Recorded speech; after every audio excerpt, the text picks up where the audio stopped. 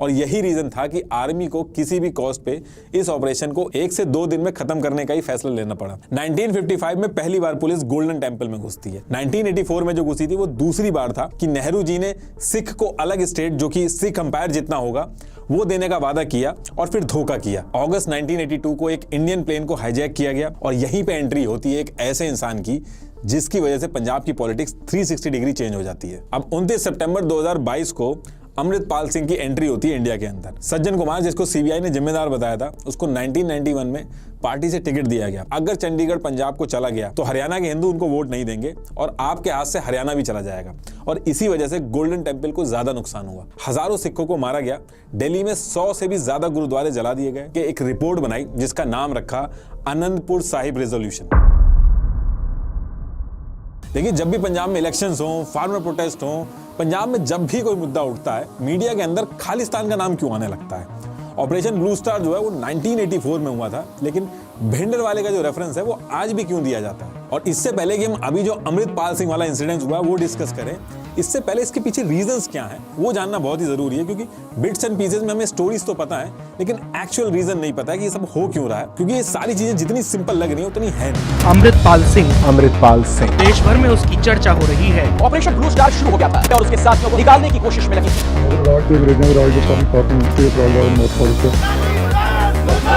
पंजाब की असली स्थिति क्या है? स्थिति तो गंभीर है। इस पर मुझे अगर गौरव किसी चीज पर है, सारा जीवन मेरा सेवा में गया।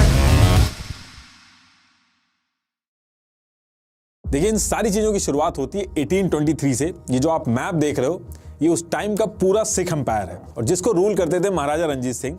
तो देखिए, जब महाराजा रंजीत सिंह सिख अंपायर रूल करते थे तो ब्रिटिशर्स ने कुछ भी नहीं किया था, कोई अटैक नहीं किया था। और जैसे ही महाराजा रंजीत सिंह की डेथ हुई और सिख अंपायर थोड़ा वीक हुआ तो ब्रिटिशर्स ने अटैक करके सिख अंपायर के ऊपर कंट्रोल ले लिया। और ये जो हरियाणा वाला पार्ट है ये ब्रिटिशर्स ने सिख अंपायर में जोड़ दिया। पहले जो हरियाणा था वो सिख अंपायर में नहीं था।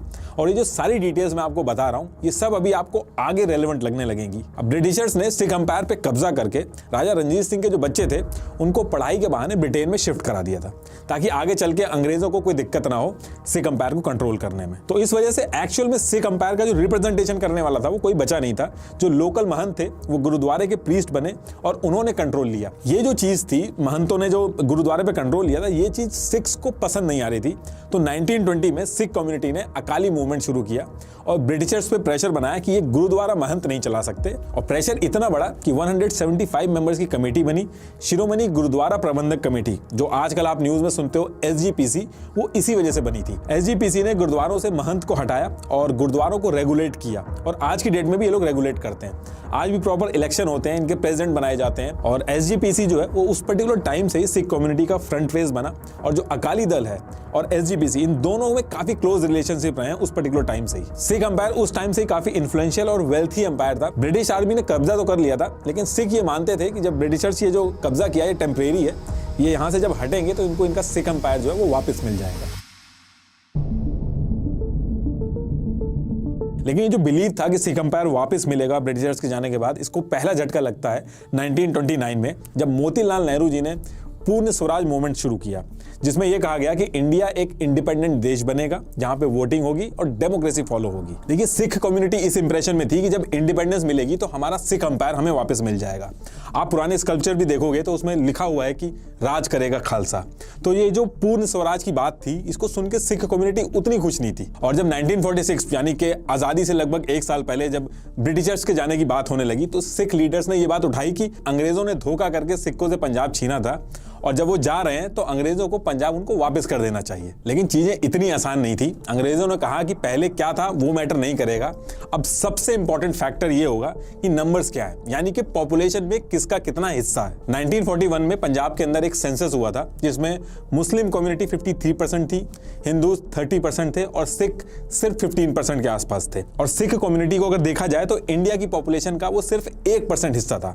तो यहाँ पे भी सिख डिसएडवांटेज पे थे। और इन सारी चीजों की वजह वजह से जो सिख कम्युनिटी थी वो बहुत ही मुश्किल सिचुएशन में फंस गई थी, क्योंकि उनको पता था कि नंबर्स की बात आएगी तो सिख हिंदू और मुस्लिम पॉपुलेशन से कम है। और आगे चल के सिख कम्युनिटी ने सिचुएशन के हिसाब से यूनाइटेड इंडिया का सपोर्ट किया और उन्होंने कहा कि हमें कोई भी दिक्कत नहीं है यूनाइटेड इंडिया के साथ मिलकर रहने में। और यहाँ पे वो इस इंप्रेशन में थे कि उनको एक अलग स्टेट मिलेगा। अब यहाँ पे होता यह है कि मुस्लिम्स नंबर्स में ज्यादा थे, तो अंग्रेजों को जाने के जब टाइम आ रहा था तो मुस्लिम्स ने पार्टीशन की बात कर दी। और पार्टीशन की बात से सिख कम्युनिटी बिल्कुल खुश नहीं थी, क्योंकि उनको पता था कि पंजाब के अंदर भी मुस्लिम्स नंबर्स में ज्यादा हैं, तो अगर पार्टीशन होगा तो पंजाब का भी पार्टीशन होगा। इसलिए सिख कम्युनिटी ने कहा कि हमें यूनाइटेड इंडिया से कोई दिक्कत नहीं है, लेकिन अगर इंडिया का पार्टीशन हुआ तो हमें भी सिखिस्तान चाहिए, क्योंकि इस तरह से तो मुस्लिम्स को पाकिस्तान मिल जाएगा, हिंदूज को हिंदुस्तान मिल जाएगा, लेकिन हमें क्या मिलेगा। इसी वजह से शिरोमणि अकाली दल ने उसी पर्टिकुलर टाइम पे एक रेजोल्यूशन पास किया जिसमें उन्होंने सिखिस्तान की मांग की।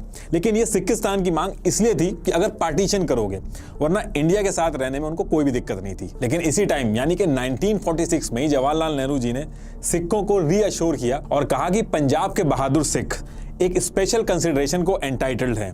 मैं इसको गलत नहीं देखता कि इंडिया के नॉर्थ में एक इलाका हो जहां पे सिख आजादी से जी सके। इस स्टेटमेंट को लेके अलग अलग थॉट्स हैं कि नेहरू जी ने सिख को अलग स्टेट जो कि सिख अंपायर जितना होगा वो देने का वादा किया और फिर धोखा किया। अब देखिए, इन सारी बातों के बाद भी बंटवारा होता है और इस बंटवारे में पंजाब का एक हिस्सा पाकिस्तान में चला जाता है, दूसरा हिस्सा इंडिया में ही रहता है। पंजाब में जो सिख कम्युनिटी रहती थी वो पूरे पंजाब में छोटे छोटे ग्रुप्स में डिस्ट्रीब्यूटेड थी। तो बंटवारा कैसे भी होता, इससे सिख कम्युनिटी डिवाइड हो ही रही थी और इसका कोई सोल्यूशन भी नहीं निकल पा रहा था।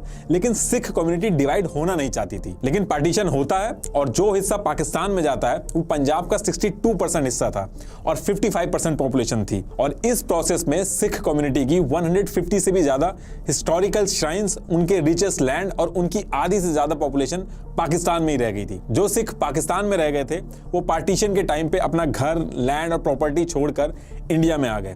जो इंडिया में आना नहीं भी चाहते थे उनको पार्टीशन के टाइम पे हुए वायलेंस की वजह से आना पड़ा। इसलिए पार्टीशन के टाइम पे जो नुकसान हुआ था वो सबसे ज्यादा सिख कम्युनिटी का हुआ था। लेकिन सिख कम्युनिटी ने बहुत ही कम टाइम में फिर से अपने आप को एस्टैब्लिश कर लिया था। और पाकिस्तान से जब सिख आए थे तो पहले तो सिख माइनॉरिटी में थे, अब वो पंजाब में मेजॉरिटी में आ गए थे, जिससे सिख कम्युनिटी का एक अलग सिख स्टेट होने का जो सपना था वो फिर से पूरा होता हुआ दिख रहा था। हालांकि ये सपना आसानी से पूरा नहीं हुआ।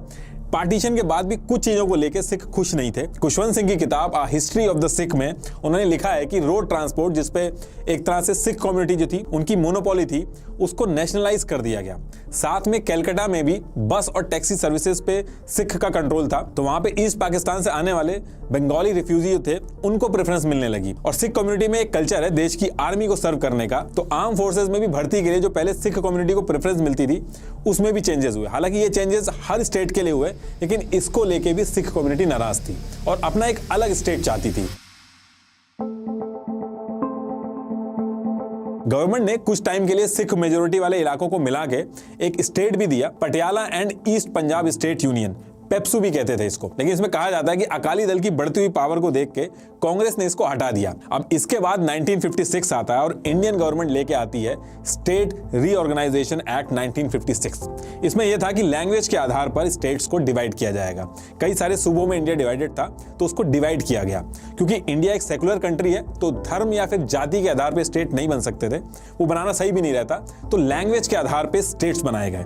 तो इसमें तेलुगु बोलने वालों को आंध्र प्रदेश मिल गया, मराठी बोलने वालों को महाराष्ट्र मिल गया। तो सिख कम्युनिटी का कहना था कि हरियाणा को छोड़ के पूरे पंजाब की जो भाषा है वो पंजाबी है और ज्यादातर लिटरेचर भी गुरुमुखी स्क्रिप्ट में है, तो आप हरियाणा को हिंदी स्पीकिंग स्टेट में मिला दो और हमें पंजाबी स्टेट दे दो और पंजाबी को ऑफिशियल लैंग्वेज कर दो पंजाब की। लेकिन सरकार ने ये जो डिमांड थी ये पूरी तरीके से रिजेक्ट कर दी। अब यहाँ से धीरे धीरे चीजें खराब होना शुरू होती हैं। खालिस्तान अभी भी पिक्चर में नहीं आया, वो अभी मैं आगे बताऊंगा आपको। तो इन सारी वजह से अकाली दल के लीडर मास्टर तारा सिंह ने कहा कि अब बहुत ज्यादा हो गया है, हमारे साथ भेदभाव किया जा रहा है और ये अब हम नहीं सहेंगे। पंजाब में इन सारी चीजों को लेकर सिख और हिंदू कम्युनिटी में छोटे लेवल पे राइट्स भी हुए। मास्टर तारा सिंह ने कहा कि सिख रिलीजन तभी बचेगा जब सिख प्रांत होगा और यहीं से उन्होंने पंजाबी सूबा मूवमेंट स्टार्ट किया। ये जो मूवमेंट था ये इतनी तेजी से बढ़ रहा था कि गवर्नमेंट ने पंजाबी सूबा जो स्लोगन्स थे उसको बोलने तक में बैन लगा दिया था। 12,000 के करीब अकालीस जो थे वो अरेस्ट हो गए थे। 1955 में पहली बार पुलिस गोल्डन टेम्पल में घुसती है। 1984 में जो घुसी थी वो दूसरी बार था, वो अभी मैं आपको आगे बताऊंगा। देखिए 1960 से 1965 तक बहुत सारे मूवमेंट हुए जिसमें मास्टर तारा सिंह अमरन अनशन पे रहे, अकालीस को अरेस्ट किया गया, नाउ और नेवर मूवमेंट और भी बहुत सारी चीजें हुई। लेकिन जब 1965 में इंडिया पाकिस्तान वॉर हुई, इसमें सिख कम्युनिटी ने भारत सरकार को अपना अनकंडीशनल सपोर्ट दिया, सारे प्रोटेस्ट रोक के भारत सरकार के साथ खड़े हो गए। इस वॉर में भी सिख सोल्जर्स ने बहुत बड़ा रोल प्ले किया और लोगों को सिख कम्युनिटी की जो इंपॉर्टेंस थी उसका रियलाइजेशन हुआ और 1966 में सिख कम्युनिटी की बात मान ली गई और पंजाब को डिवाइड कर दिया गया। पंजाब को 3 स्टेट में बांटा गया, पंजाब, हरियाणा और हिमाचल प्रदेश। लेकिन इसमें चंडीगढ़ के ऊपर फिर से कंट्रोवर्सी हो गई। उस टाइम चंडीगढ़ में 55% लोग हिंदी स्पीकिंग थे। सेंट्रल गवर्नमेंट ने चंडीगढ़ को भी यूनियन टेरिटरी बना दिया और ये कहा कि इसको दोनों स्टेट शेयर करेंगी। इसको लेकर सिख कम्युनिटी बिल्कुल भी खुश नहीं थी। यही रीजन था कि अनंतपुर साहिब रेजोल्यूशन के अंदर भी चंडीगढ़ के बारे में बात की गई है, वो अभी मैं आगे बताऊंगा आपको। अब देखिए ये सारी बातें तो चल रही थी, लेकिन इन सब चीजों के बीच में पंजाब एक अलग स्टेट बन चुका था और इसके बाद पहली बार इलेक्शन होते हैं पंजाब में। अकाली दल इलेक्शन लड़ती है और इलेक्शन जीत जाती है, लेकिन अपने 5 साल पूरे नहीं कर पाती। इसके बाद फिर से जीतती है, लेकिन फिर कुछ दिन में ही सरकार गिर जाती है।